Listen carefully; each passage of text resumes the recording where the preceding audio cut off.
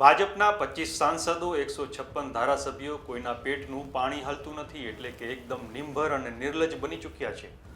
આજે 3 દિવસના અનશનમાં પીડિત પરિવારો જોડાયા હોય અને છતાં તમે પૂછવા માટે એક માણસ પણ ન મોકલી શકો કે તમારી અંદર કે તમારી માગણી શું છે। આ શબ્દો છે રાજકોટમાં ધરણા પર બેસેલા કોંગ્રેસના ધારાસભ્ય જિગ્નેશ મેવાણીના। એની વાત કરીએ આ વિડીયોમાં।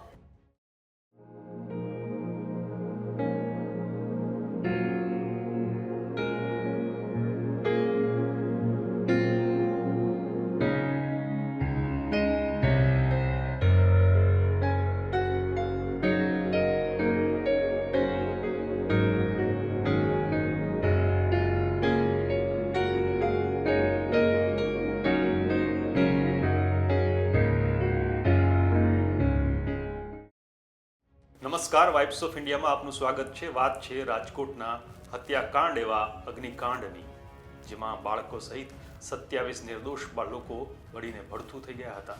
એમના પરિવારના દિલના જખમ હજી પણ તાજા છે। આંખમાંથી આંસુ સુકાયા નથી અને કદાચ આખી જિંદગી પણ એ આંસુ છે એ સુકાશે નહીં, કારણ કે આ ભ્રષ્ટ તંત્ર અને સરકારના પાપે તેમની જિંદગીઓ બરબાદ થઈ છે।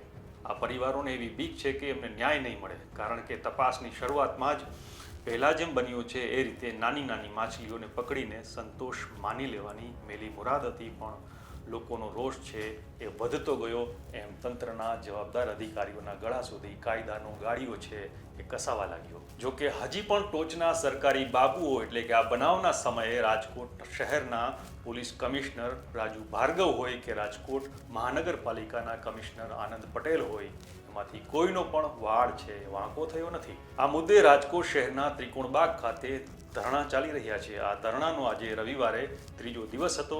કોંગ્રેસના ધારાસભ્ય જિગ્નેશ મેવાણીએ એની આગેવાની સંભાળી છે। પીડિત પરિવારોને ન્યાય અપાવવાની માંગણી છે। આ ધરણામાં આજે કોંગ્રેસના બીજા નેતાઓ પણ જોડાયા। કોંગ્રેસના સેવાદળના પ્રમુખ લાલજી દેસાઈ, કિસાન કોંગ્રેસના પ્રમુખ પાલ આંબલિયા પણ આ ધરણામાં જોડાયા હતા। આ નેતાઓએ એવો આરોપ મૂક્યો છે કે અત્યાર સુધીમાં એસીબી, ક્રાઇમ બ્રાન્ચ કે સીટ કોઈ પણ તપાસ એજન્સી હોય તેણે ખાલી નાના અધિકારીઓ સામે કાર્યવાહી કરી છે। મોટા અધિકારીઓ કે નેતાઓ છે એની સામે કોઈ કાર્યવાહી થઈ નથી। આ નેતાઓએ પૂર્વ મેયર, સ્ટેન્ડિંગ કમિટીના પૂર્વ ચેરમેન અને જવાબદાર કોર્પોરેટરો સામે પણ ગુનો નોંધવાની માંગ કરી છે। હવે ટીઆરપી ગેમ ઝોનના અગ્નિકાંડની વાત છે તો આ અગ્નિકાંડમાં આશા નામની માસૂમ તરુણી જે ત્યાં નોકરી કરતી હતી તેણે પણ જીવ ગુમાવ્યો હતો। આશાની બહેન સંતોષ કાથડનો એક વિડીયો પણ આજે સામે આવ્યો છે। સંતોષ કાથડ રાજકોટના લોકોને શું અપીલ કરે છે જુઓ, કદાચ તમારી આંખમાં પણ આંસુ આવી જશે। નમસ્કાર। મારું નામ કાથડ સંતોષબેન છે। હું આશાબેન ટીઆરપી ઝોનમાં જે નોકરી કરતી એની મોટી બેન બોલું છું।